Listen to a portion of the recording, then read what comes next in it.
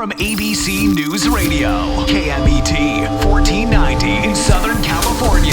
This is BizNinja, Entrepreneur Radio, with your host, Tyler Jorgensen. Welcome out, everybody, to BizNinja Radio.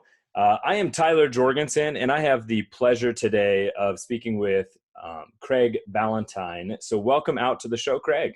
Hey, thanks so much, Tyler. Hey, I really appreciate it.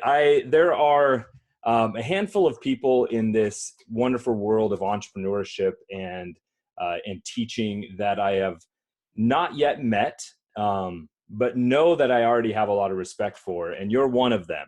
Well, thank you. It's an honor to connect. Sure. So for those that don't know you, or that have just recently gotten to know you, they know you probably from the Perfect Day formula, right? That's your big thing. But going way back before that, you've been an entrepreneur and a teacher for a long time. You've been in fitness, and that's kind of where you cut your teeth on this all. Is that right? Oh, absolutely. I mean, I started writing for Men's Health magazine back in 2000 when I was still a graduate student in exercise physiology. And then I went on to build something called Turbulence Training, and we continue to sell that today. But I did switch over in about 2011 to a company called Early to Rise. And there we focus on success building, health, wealth, and helping people improve their family relationships. Then I wrote that book, The Perfect Day Formula, which a lot of people know me for now. And so it's really been a great journey from fitness, which is just one aspect of everyone having a great life. And I really wanted to branch out into all those other areas, including wealth building. And that's what I was able to do in 2011. And that's what's brought us here today. So, I think like a lot of people who end up doing what you've done in terms of like becoming a teacher and helping people move forward in their life, I think you found that it's really an integrated thing, right? You can't fix one part of the life and not another. And I certainly have felt that, right? You've got to fix the body and the mind. You can't just fix one or the other. Absolutely. In fact, what I found, Tyler, was when people would go through my weight loss transformations in my contests and my fitness business, I would always say that you can't have a physical transformation without a mental transformation as well. I just up until recently, I was a partner and we'd opened 5 gyms, and I would always tell our staff that they have to remember that if someone who hasn't worked out in 20 years all of a sudden picks up the phone or walks into the gym, that didn't just happen. There probably was a major life event or some kind of traumatic event often that preceded that, because for them to make that big of a change, something else happened. Absolutely. I mean, although so many people in so many areas of life, we are motivated and inspired to change by realizing, you know what, the pain of staying the same is just too great. I have to go and change. The only problem is, and I'm sure you know this from running those gyms, is that most people don't know where to start. They're overwhelmed with choices and they're overwhelmed with information and really conflicting information. And so often they get paralyzed. But fortunately, those people did eventually come to see you, just like a lot of people eventually came to see me. And we helped them make that first step in the right direction. So if only there was a formula that people could follow. Tell us a little bit about the 3C formula and what that is.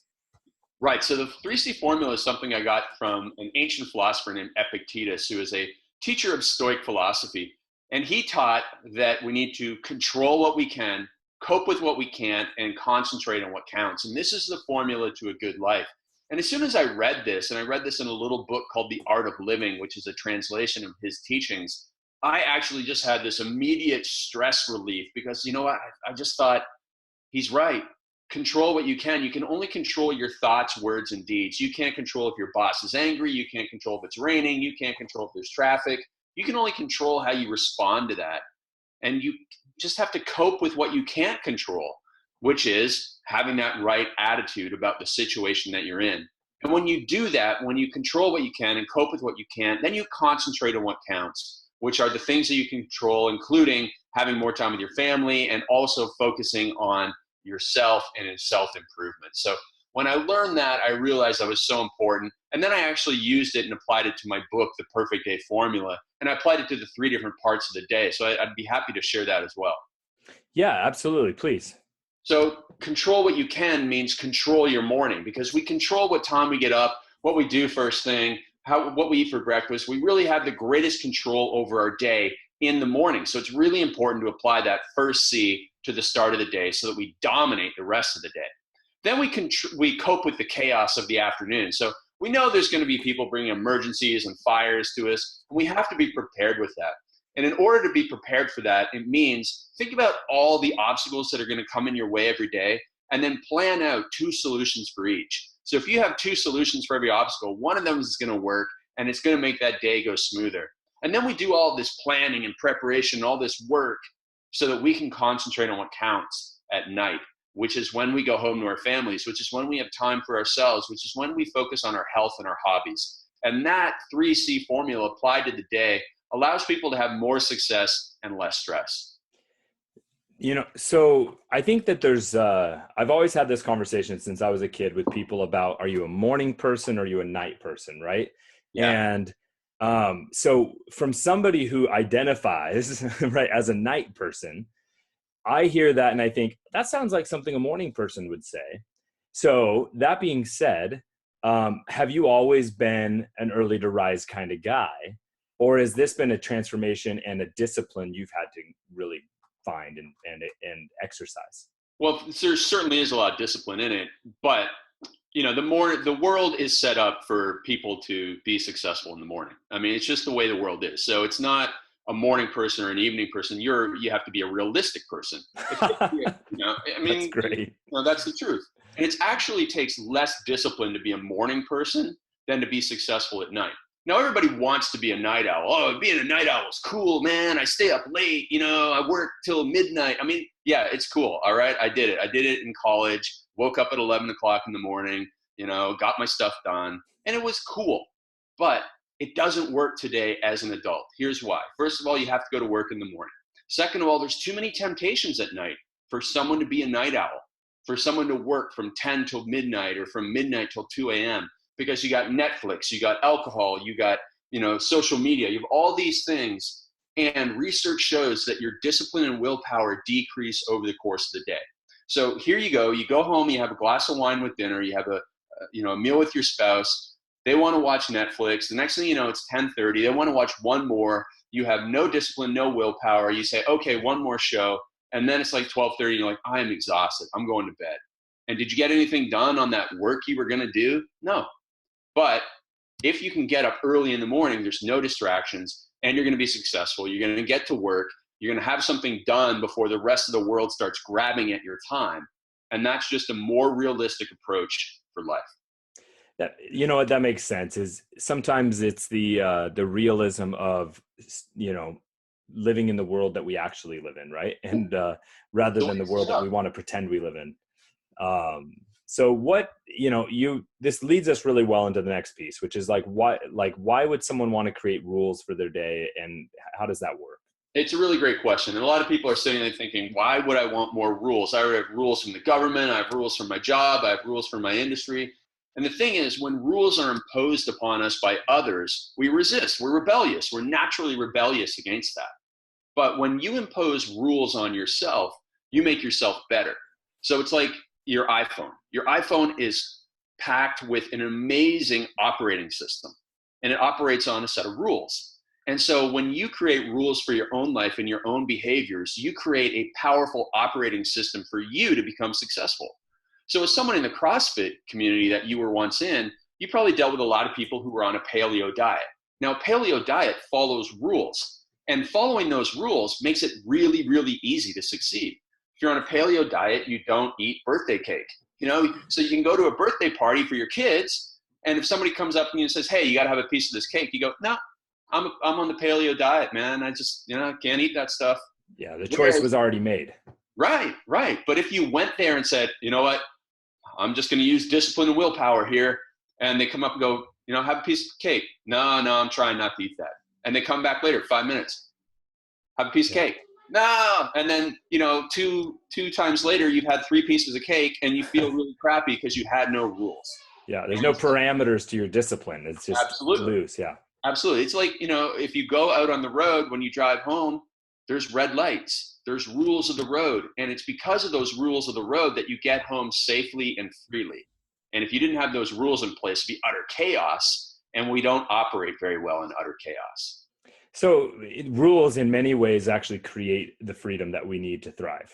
Totally, totally. It's so counterintuitive to say that structure equals freedom, but it does. There's another great author named Jocko Willink who I'm sure you know, you've heard him. He's got a very popular book out right now, and he says discipline equals freedom. And it's so true. If you're structured with your day and you get all of your work done by 4:30 or 5 o'clock, you then have freedom to go home and be present with your family at night. But if you didn't have any structure over the course of the day and you were like doing one thing here and then one thing there, the next thing you know, you have to work late, you have to check your phone at night, and you have no true freedom. So it's counterintuitive, it's a paradox, but structure equals freedom. And so how does somebody create the rules? How do they know what rules they need? How do they establish basic rules for them? Like, because maybe my rules are going to need to be different than your rules. Oh, totally. Yeah, great question. And so what I recommend is that people follow a template of putting together 5 rules for their life. And when you have these 5 rules in place, you cover a lot of things. And if you want to add some additional ones, you can go ahead. But here are the 5 templated ones that everyone can have, and they just customize them for themselves. So first of all, get up at the same time every day. I don't care if you get up at 11 o'clock in the morning. I don't care if you get up at 4 o'clock in the morning, but you need to get up at a consistent time, and you should go to bed at the same time every evening. And here's why. This rule will give you all day energy.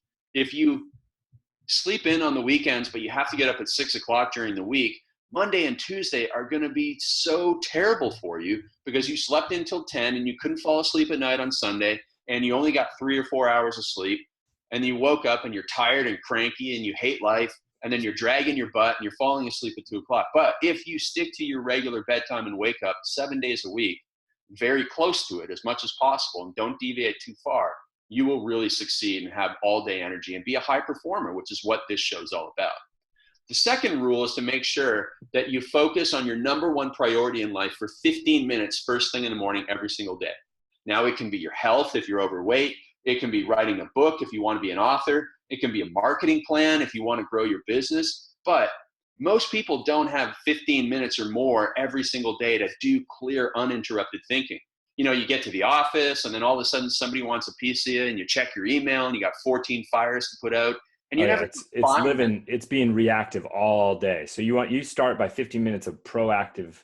Perfect. Well said.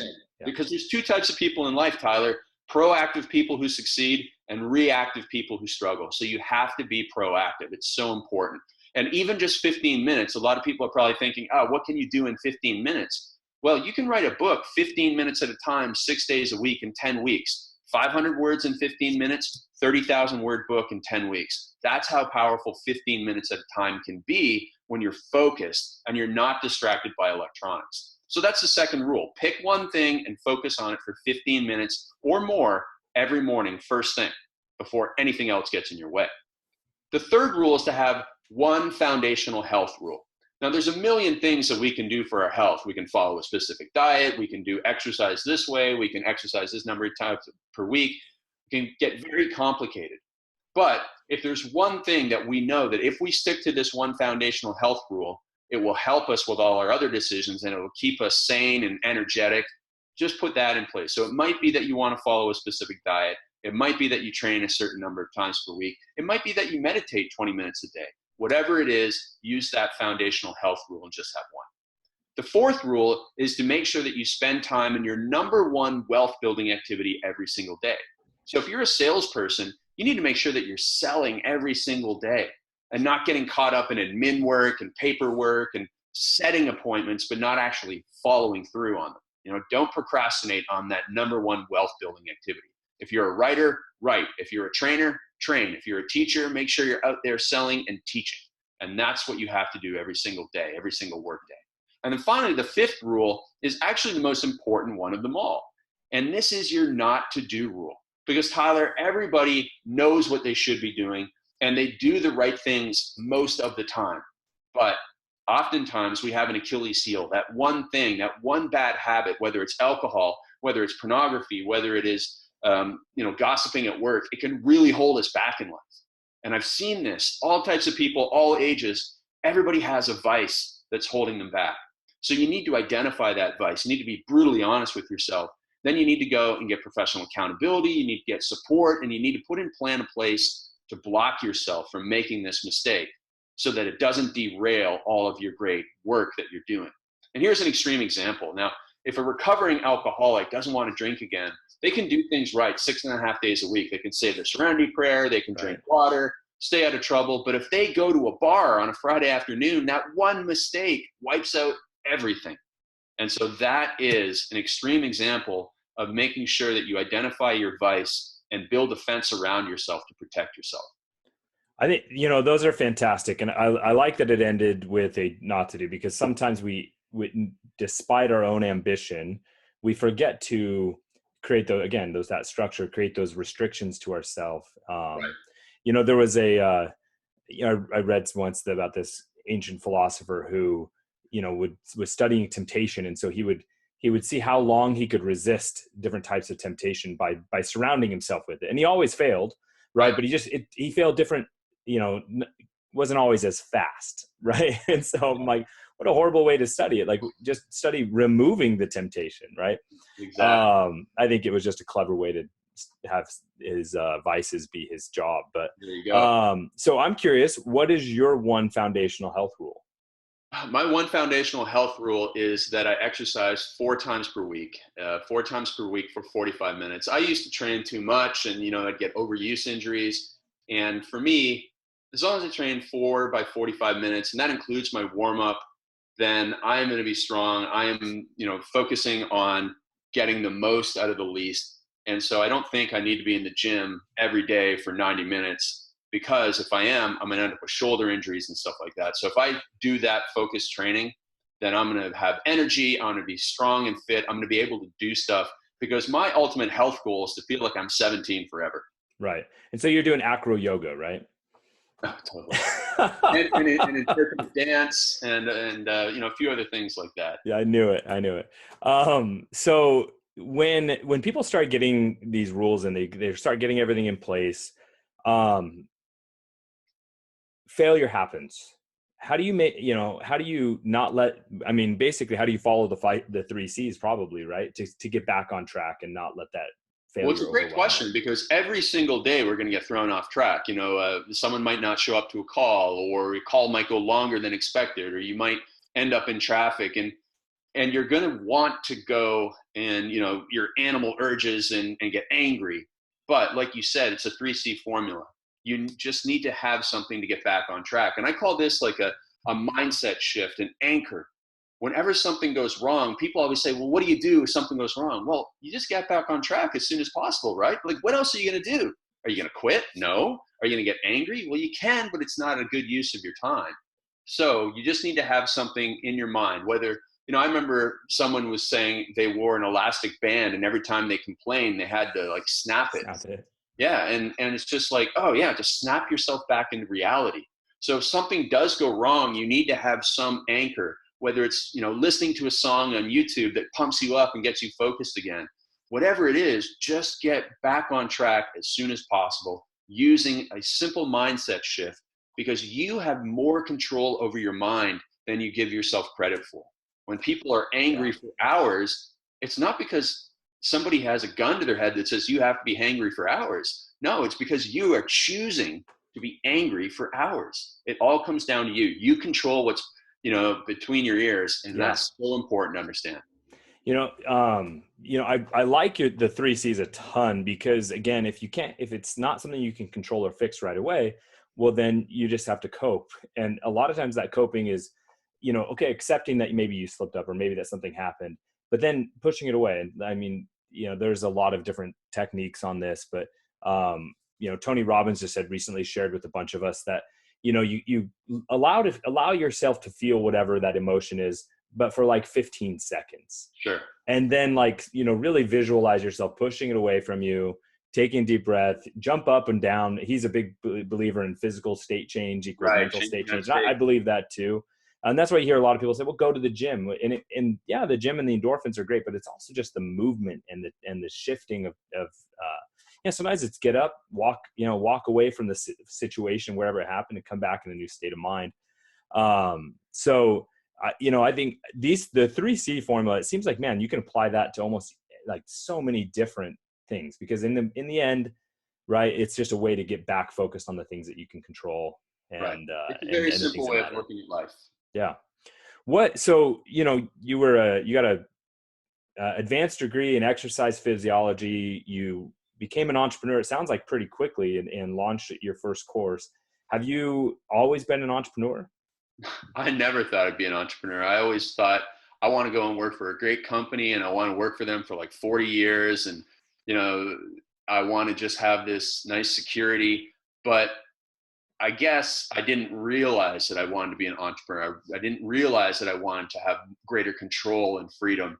And now I realize I am unemployable. That's for sure. Right. I don't think what was the domino that pushed you and shifted your career trajectory? Was it a mentor or a book, or what shifted you from wanting to go get that job to do your own thing? I think I just kind of kept on doing my own thing and having success with it, and realizing that, being a trainer at somebody else's gym wasn't as fulfilling as being the person who was in charge of their own destiny.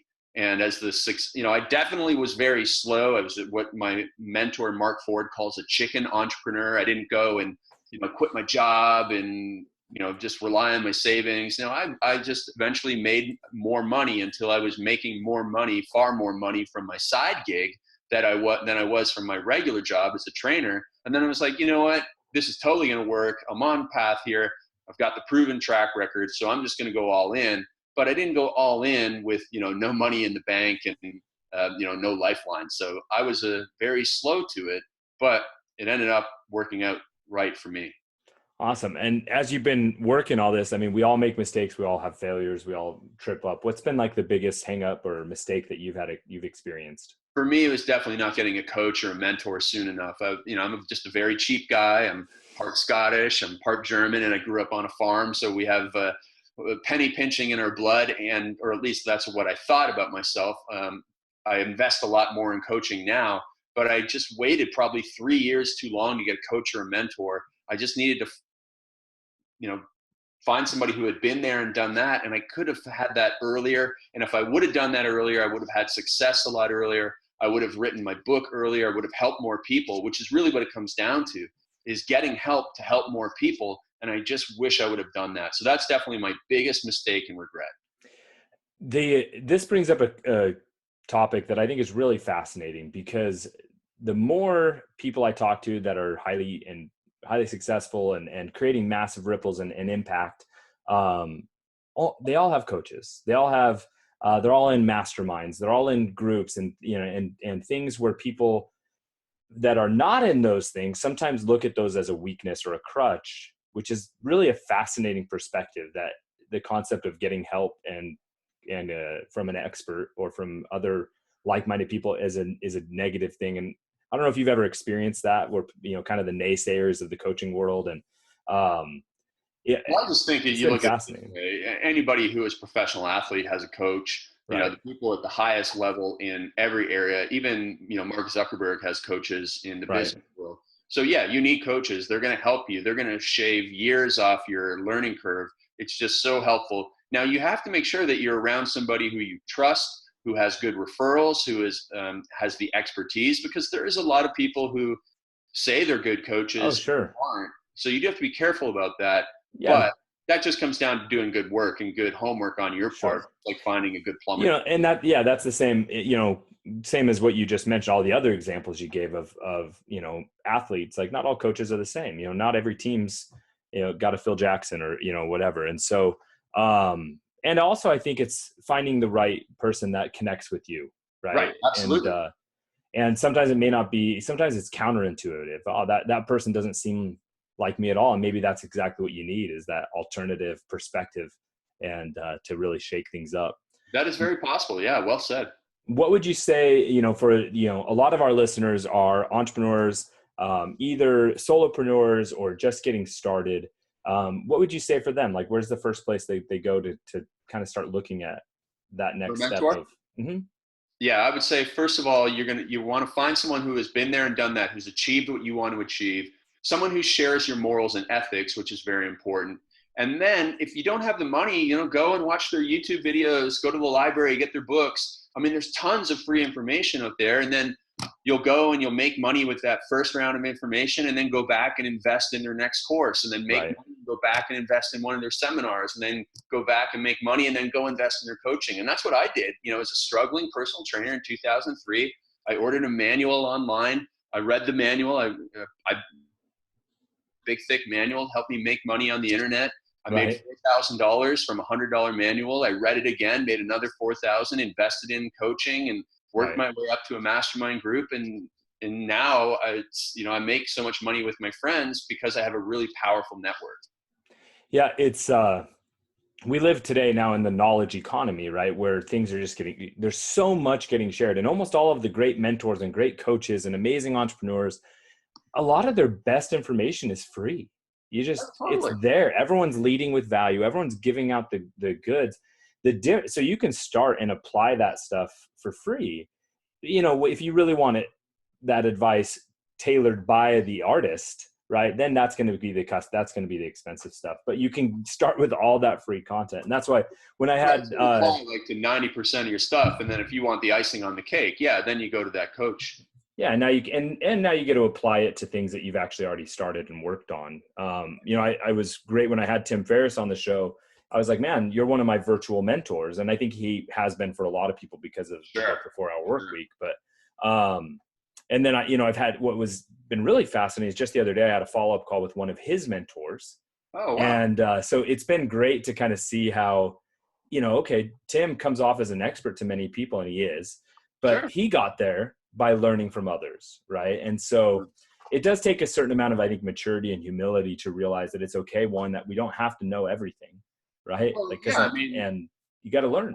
I don't even think Warren Buffett would say he knows everything, but he has a mentor and a business partner in Charlie Munger, and together they know a lot, but they also realize the limitations of their knowledge. And I think that's really important.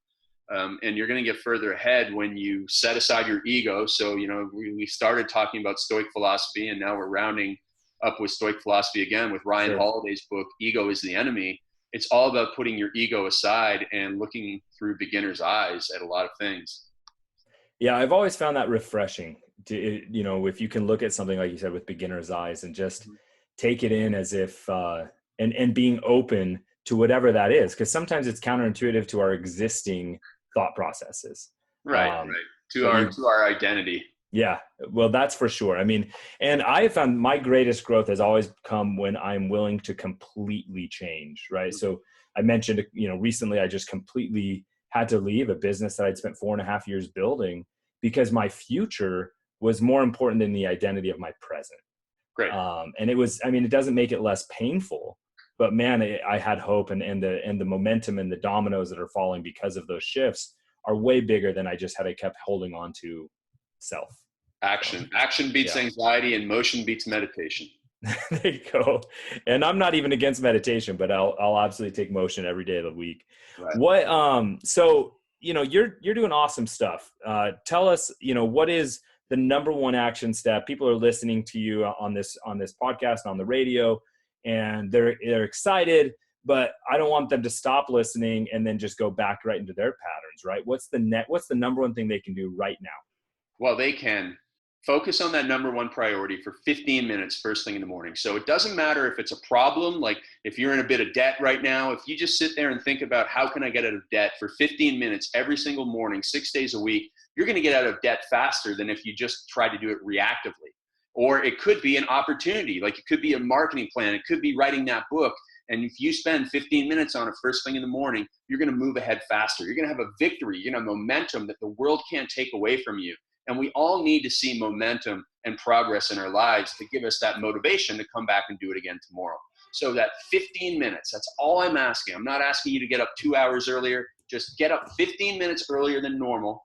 Go down to your kitchen table, work on that number one priority in your life, and you're going to see results come into your life because those dominoes are going to start to fall, as you said. Awesome. I love that. And I love that you're keeping it simple, and then that momentum can then lead to all these other steps that you've got. People can go to earlytorise.com to learn more about Craig Ballantyne, to check out the perfect day formula.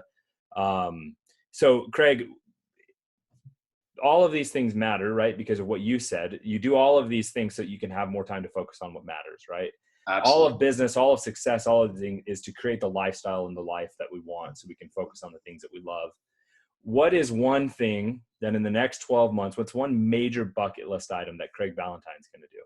Well, I've got a new book coming out around Christmas time. It's called How to Overcome Anxiety, Overcome the Black Box of Anxiety, because I struggled severely with anxiety back in 2006. So this is my one of my life's work, my pet projects, my mission, because I'll get emails and Facebook messages from people from the emergency room who are suffering from anxiety, and they've heard me talk about it before, and they're asking me, how do I get through this? How do I get through this? And I got one recently from a friend, and I just said, I got to go and write this book. It's been too long. It's been sitting inside of me. So that's going to be done soon, and I'm really looking forward to sharing that with the world. Awesome. Very cool. We'll all look forward to when that comes out around Christmas time. We'll be checking out. So please, everybody, go to earlytorise.com. Follow Craig, check him out. He does, he's active on Instagram. And so you can find him all around the internets. But it's been great getting to know you a little bit, Craig, and visiting with you. Thanks for coming out. Thanks so much, Tyler. It was a lot of fun. You got it. Now, everybody, it is your turn to go out and do something. Thank you for listening to BizNinja Entrepreneur Radio with Tyler Jorgensen. Please make sure to subscribe so you're first to hear new interviews and episodes. If you found this podcast to be valuable, please share it with a friend. Don't forget to visit our online dojo at bizninja.com to claim your reward for listening to the show.